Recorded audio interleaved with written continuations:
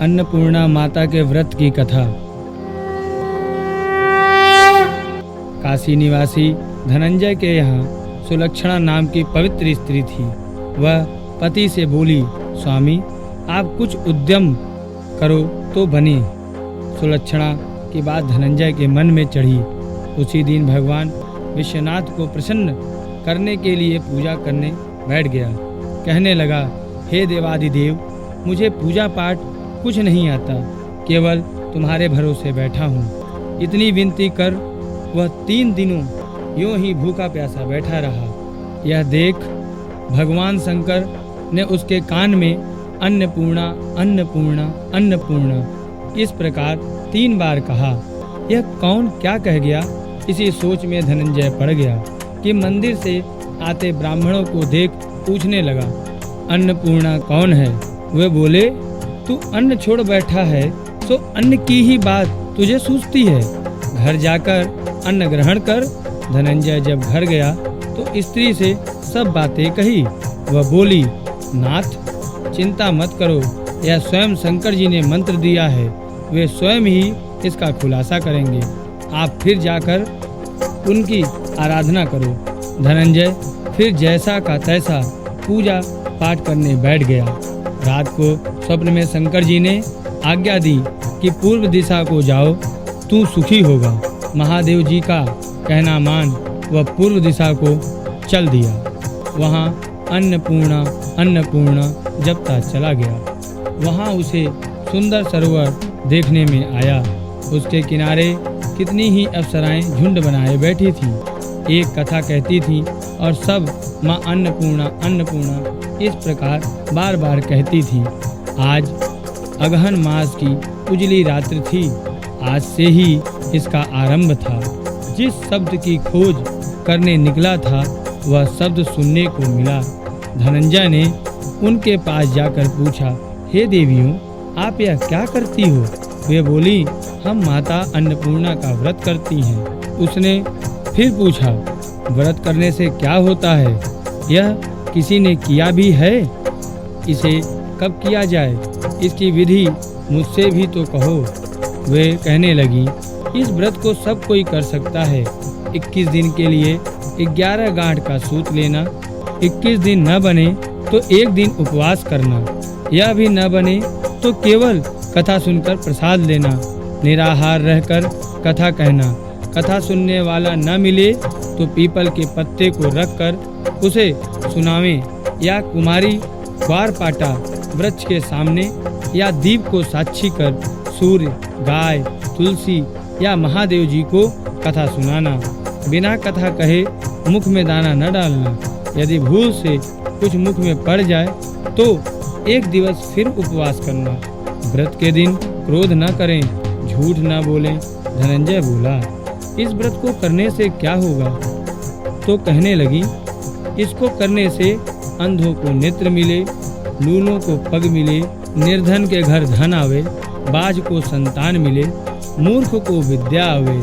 जो जिस कामना से व्रत करे माँ उसकी इच्छा पूरी करती हैं। वह कहने लगा, बहनों, मेरे भी अन्न धन विद्या आदि कुछ भी नहीं है। मैं एक दुखिया ब्राह्मण हूँ, मुझे इस व्रत का सूत्र दोगी? वे बोली, हाँ भाई, तेरा कल्याण हो, हम तुझे सूत्र देंगी।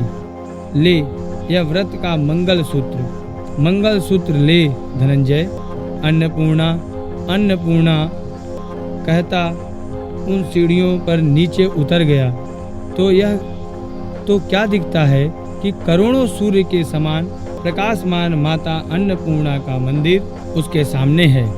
सुवर्ण सिंहासन पर माता अन्नपूर्णा विराजमान है।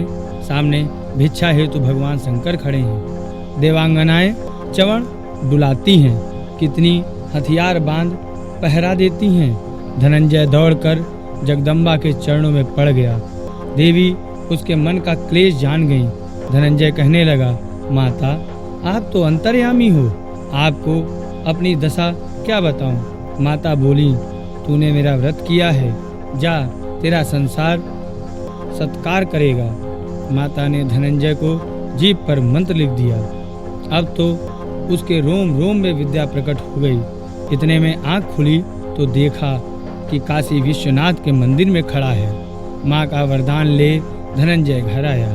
सुलक्षणा से सब बात कही। माता की कृपा से उसके घर में अटूट संपत्ति उमड़ने लगी। सगे संबंधी कहने लगे, इतना बड़ा घर है पर सुंदर संतान नहीं है, इसलिए तुम दूसरा विवाह करो। धनंजय को दूसरा विवाह करना पड़ा और सती सुलक्षणा को सौत का दुख उठाना पड़ा। इस प्रकार दिन बीतते गए। फिर अगहन मास आया। नए बंधन में बंधे पति से सुलक्षणा ने कहलाया कि व्रत के प्रभाव से हम सुखी हैं, इस कारण यह व्रत छोड़ना नहीं है। सुलक्षणा की बात सुनकर धनंजय उसके पास आया और व्रत में दोनों बैठ गए। नई बहू को इस व्रत की खबर ही नहीं थी।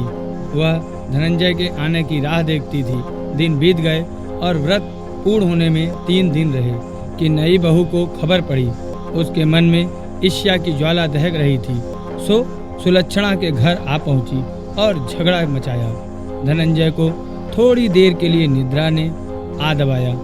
उस समय बहू ने उसके व्रत का सूत्र तोड़कर आग में झोंक दिया। अब तो माताजी का कोप जाग गया। घर में अकस्मात आग लग गई। सब कुछ जलकर भस्म हो गया। सुलक्षणा जान गई और पति को फिर अपने घर ले गई। नई बहू उठकर बाप के घर जा बैठी। पति को परमेश्वर मानती सुलक्षणा बोली, नाथ घबराना नहीं चाहिए, माताजी की कला अलौकिक है। पुत्र कुपुत्र हो जाता है, माता कुमाता नहीं होती। आप माता में श्रद्धा रखें और फिर आराधना शुरू करें, वे जरूर आपका कल्याण करेंगी।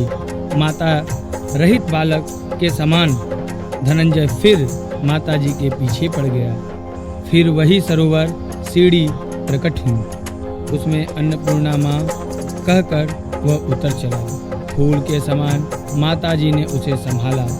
फिर आया देख देवांगनाएं खाने दौड़ी। माँ बोली, इसको मत मारना, यह ब्राह्मण है, पिछले समय व्रत करके आया था, इस बार प्राण दान करके आया है। धनंजय यह सुन माता के चरण में रुदन करने लगा। माता प्रसन्न हो बोली, यह सुवर्ण मूर्ति ले, इसका पूजन कर, तू फिर सुखी हो जाएगा। तुझे मेरा आशीर्वाद है। तेरी स्त्री सुलक्षणा ने श्रद्धा से मेरा व्रत किया है, उसे मैंने पुत्र दिया। धनंजय ने आंखें उघाड़ी। इतने में फिर काशी विश्वनाथ के मंदिर में खड़ा था। वहां से उसी प्रकार घर को आया। सुलक्षणा के दिन चढ़े और पूरे महीने होते पुत्र का जन्म हुआ। काशी में आश्चर्य की लहर दौड़ गई और मान्यता आने लगी। इस प्रकार नगर के निसंतान सेठ के पुत्र होने से उसने अन्नपूर्णा का बहुत सुंदर मंदिर बनवा दिया। उसने धूमधाम से मंदिर में माता को बधाई दिया, यज्ञ किया और धनंजय को मंदिर का आचार्य पद दिया। मंदिर के दक्षिण ओर उसके रहने के लिए बड़ा सुंदर भवन बनवा दिया। धनंजय स्त्री सहित वहां रहने लगा। माता जी की चढ़ौती से भरपूर आमदनी होने लगी। उधर नई बहू के पिता के घर डाका पड़ा, सब लूट गया। वे भिक्षा मांगकर पेट भरने लगे। सुलक्षणा ने सुना तो उन्हें बुलवा भेजा, अलग घर में रख दिया और अन्न वस्त्र का प्रबंध कर दिया। धनंजय, सुलक्षणा और उसका पुत्र माता की कृपा से आनंद करने लगे। माता जी ने जैसे इसके भंडार भरे वैसे ही सबके भरे।